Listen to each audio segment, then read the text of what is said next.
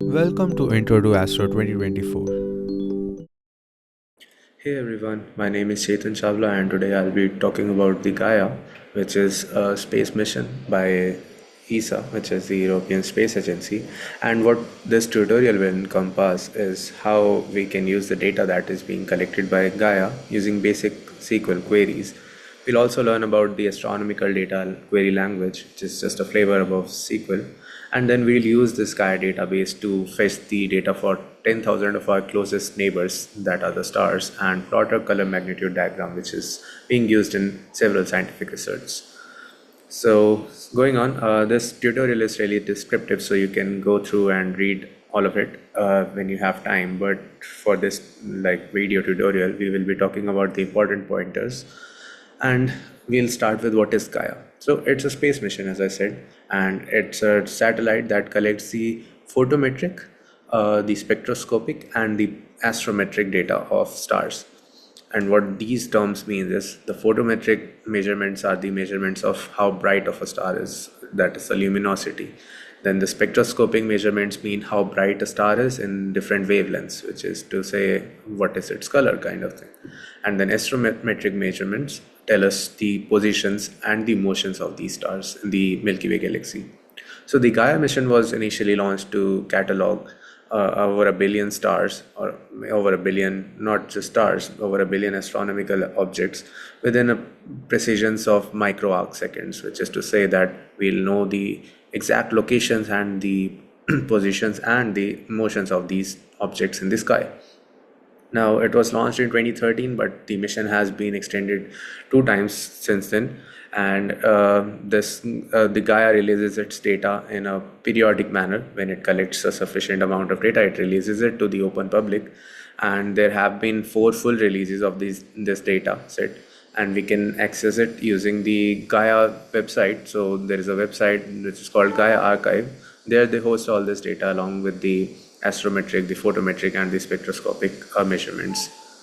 And what the Gaia data has. So today we'll be majorly talking about the astrometric data, which is the primary key mission of this mission.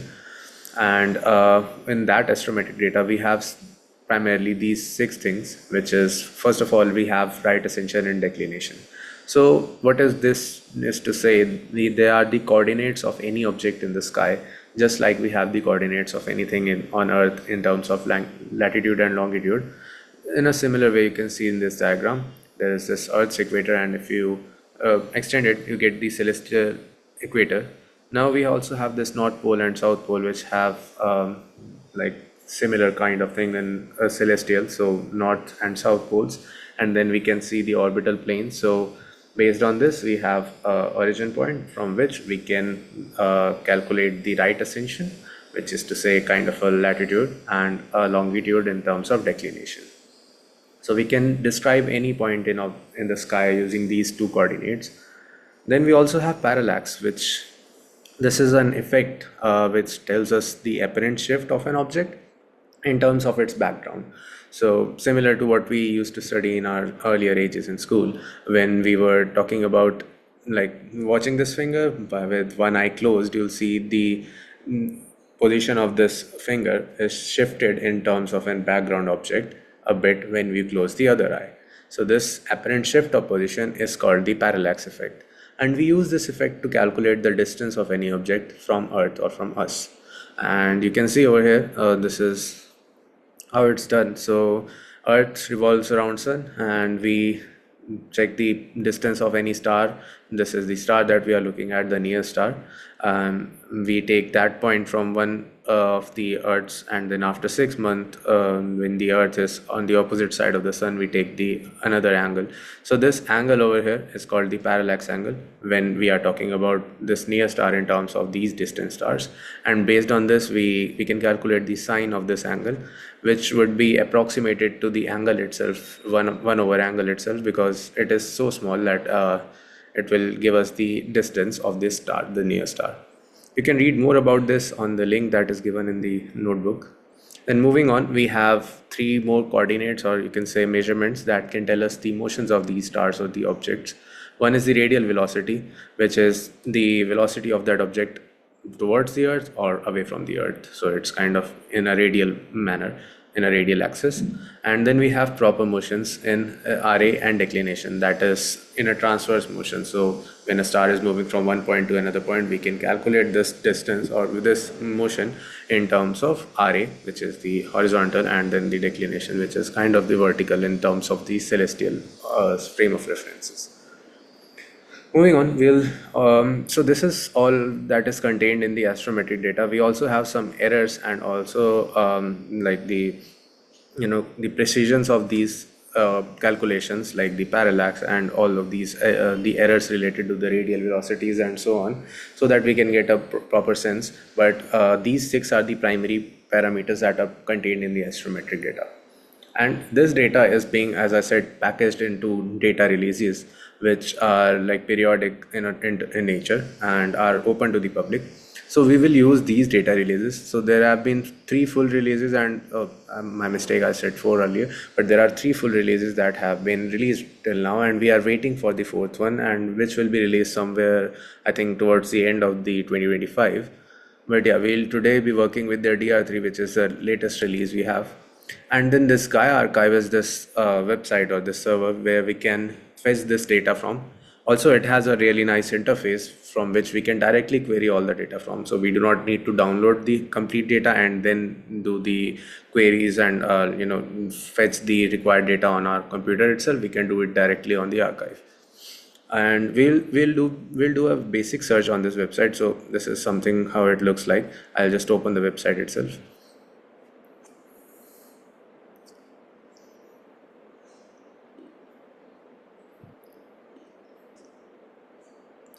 Yep, so here we are. This is the Gaia archive.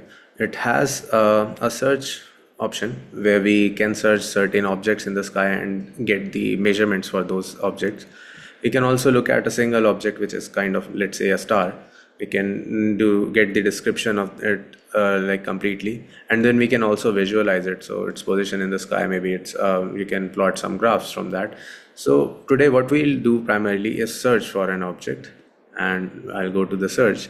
So there is this prompt type responses and prompt type interface over here, where we can put in our requests, and it will fetch us the required data that we can further download and use on our own computers. So what we'll do today is we'll do a basic search, and what is the task is we'll try to fetch the first 2000 stars in 3 arc minutes radius around the globular cluster Messier 5. So globular clusters are like clusters of stars where a huge amount of stars are being pulled together. Then Messier 5 is one of those objects. We'll search the 3 arc minute radius. So each degree in the sky can be divided into further subdivisions. So 1 degree would contain 60 subdivisions, which are the 60 arc minutes, and then each arc minute is also divided into 60 arc seconds. So this is to say we are looking at a patch of sky that is within this particular angle of whatever we are looking at. So this is kind of a smaller division of a degree, and we'll be fetching the first 2000 stars that are present in the database, and then we'll be trying to plot this like in the basic coordinates that we are getting on Python.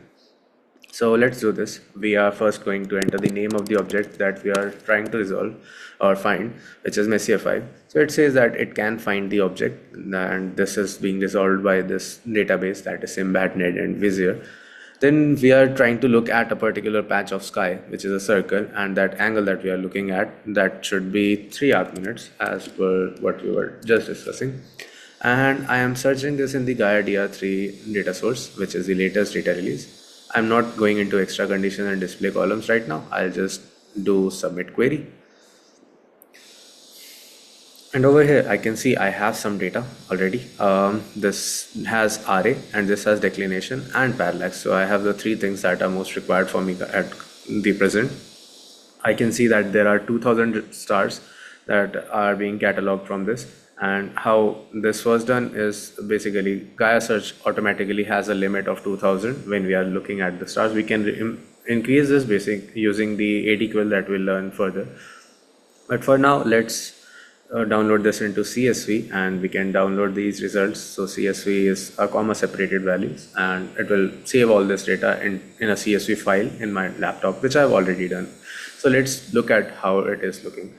Right, so all these instructions are, by the way, written over here, so you can follow them along by yourself and try to download this data. There are some assignments as well where you can learn to do more things. So I'll just import this data. So I have imported this data, M5 random sorted CSV, and then I can see I have this data loaded into my Python, and then I'm plotting this into just a figure, which is a scatter plot, and all these blue dots are the stars. This red dot in the center, I have put in the center of the globular clusters. So this is the coordinates of the center of the globular clusters, which I have plotted as a red dot.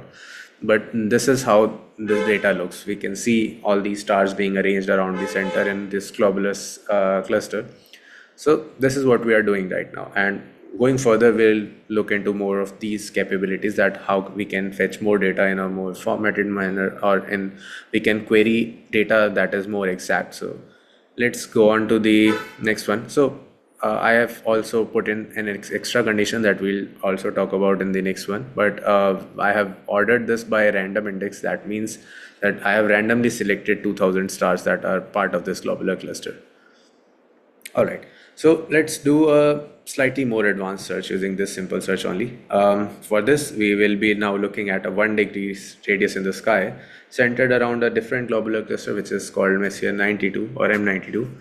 Now, what we'll do is we'll search for all stars which have a parallax greater than equal to 5. That means they are really close stars, and that the parallax divided by its error is greater than 20, which is to say that these parallax measurements are really precise. There is a really small amount of error that is present over there.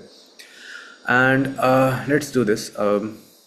We will also just fetch some of the required columns, which are the astrometric measurements, and we do not really care about the photometric data points that were, if you see over here, they were also present. So you can see photometric G, mean, magnitude. So these are the photometric values that we do not really need right now.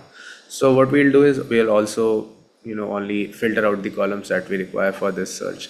So let's go over here, and I'm going back to this basic search. I'll try to find Messier 92. Okay, we are through. Then I'll be looking into a 1 degree radius. That's also done.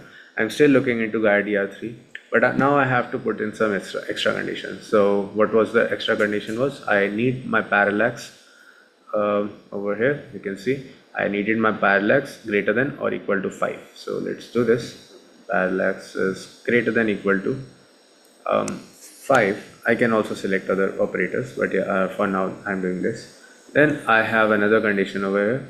So we'll need the parallax over error greater than equal to 20. So that means we have very precise measurement. So let's find that.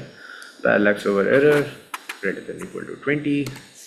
And I do not need the photometric columns, so I'll just deselect them. These are all the columns that are present in the data. You can select all of them. You can deselect the required ones, not required ones. So I've just removed these 3 photometric columns, and let's submit the query. So over here I got 172 stars that have a parallax greater than equal to 5 and the parallax over error greater than equal to 20. And I'll download these stars again as CSV, and then I have already done this. So let's plot this. So I have again plotted a similar graph which is a scatter plot, and again this red dot is the center of this globular cluster, and these are the stars arranged around this globular cluster M92. Alright, moving forward, we can also do some more things. So I can plot some histograms based on the proper motion array and proper motion disk. So you can see this is a distribution that we are finding. So we can do a lot of science using this data that we already have. And now let's move a step further and see how we can use the astronomical data query language to query the data. So it is very similar to SQL, which is the structured query language.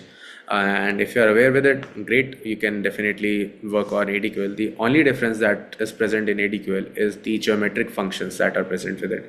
And these geometric functions are really helpful when we are finding for stars and finding for astronomical objects in the sky. So let's start with SQL. I'll just be covering a very basic introduction to that. So any query, a query is something, it's a syntax or a command in a particular syntax that we use to fetch some data, or you can manipulate some data in a tabular format. So we already have the data in a tabular format. When we are trying to fetch that data, or when we are trying to manipulate that data, we can use the query languages, which is the SQL or the ADQL. Right. So for SQL or even ADQL, we have a particular syntax that needs to be followed. All the commands are constituted of four parts, which is the select part. This tells us what are the columns that I need to select. So you can write the column names after select. And then if we want all the columns, you can just write star. So select star means select all the columns. And then we can also specify the number of rows that we need to fetch. So select top required number. So let's say I need to see only 2000 stars. I'll say select top 2000. And similarly, we have bottom. Then we have the from part, which tells us where we need to fetch this data from. So if there is a database, for example, in Gaia, we had this Gaia DR3 database on which this data was present. So Gaia DR3 is the kind of database or the schema, and then Gaia source is the table that we are fetching this data from. So our second part of the query constitutes of the from part, which tells us where to fetch the data from. And then there is the where part, which tells us the conditions. So for example, if I needed to put in those two conditions in terms of this syntax, I'll put where Gaia source dot parallax, this is the table name, and table name dot column is greater than equal to 5, and similarly parallax over error is greater than equal to 20. So this and tells us I need to use both of these conditions. You can also use or in between these if you need to use any of these two conditions. And then at the end we have the order by part. So this tells us in which order do we need to sort our data. So if I can select a particular column and select order it in an ascending order or descending order, or I can also order it randomly. That is done by order by random item. So this is the whole query. Select some columns from the data that are to be fetched from table. What is the table name?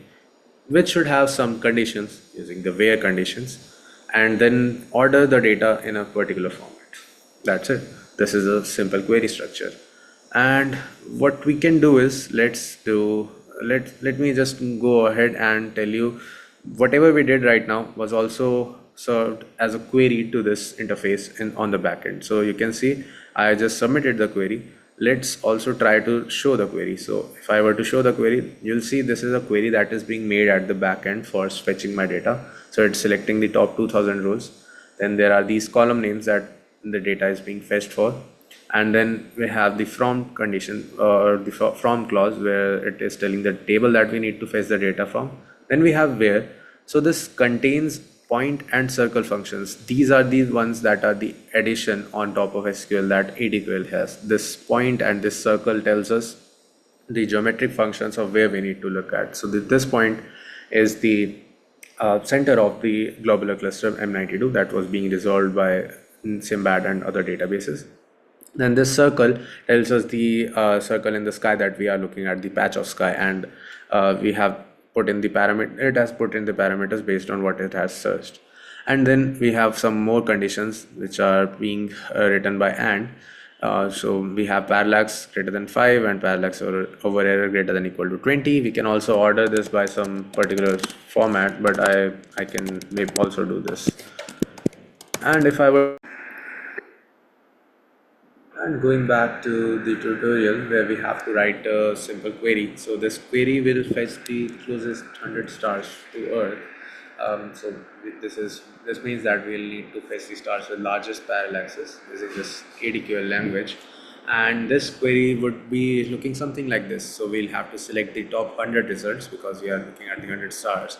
And then we can select the columns. Since there are a lot of columns that we do not really want, we are looking at the source ID, which will tell us the exact star that we are looking at. We have RA, the error, the declination and its error, and then the parallax and its error. And then the from part will tell us what we are fetching the data from. So it will be the Gaia DR3 Gaia underscore source, the same table that we were using. Then we'll also have the parallax that is greater than 0. So this is the where condition. So this is just to avoid any improperly cataloged parallaxes, because parallax would always be greater than 0. and then we'll sort the results in a descending order of the parallax so that we get the highest parallax at the top of our data. That means when we are selecting the top 100 results, we'll get the top 100 results with the highest parallaxes, that is the closest stars to us. So this will be the whole query, and if I were to copy paste this on Gaia archive, I can also fetch this data. So I'll just copy paste it over here, and then I'll just submit query, and you can see there is this job that it runs. It completes the job. We have 100 rows of data, and the size is 7 KB. I can download this in a CSV format, so I can do this. I can also look at the data over here as well. We have only 6 columns, and I can download this in the same way. I'll put it in CSV and download the results, which I've already done over here, and this is the data that we have. You can also try to plot this. It won't make a lot of sense, but yeah, this is the data that we have. Then for the assignment, you can learn more about the ADQL. So these references over here are really limited. I've only selected the parts that you really need to go through to learn ADQL in the usable format. But if you really need to go into details of how these things work in ADQL, especially the geometric functions, you can read more on these links as well. And then going forward, we have the question for this assignment, and which is to write an EDQL query that will fetch us the top 10,000 closest stars, and these are the parameters that our query should return. You have all the hints over here how to do this, and then we'll plot a color magnitude diagram using this. So again, you'll have to write this code on your own. Then we also have a bonus assignment. So there's this paper. You can look at this figure 1 and 2 in this paper, and you can try to recreate that figure using the data that is given in the paper itself.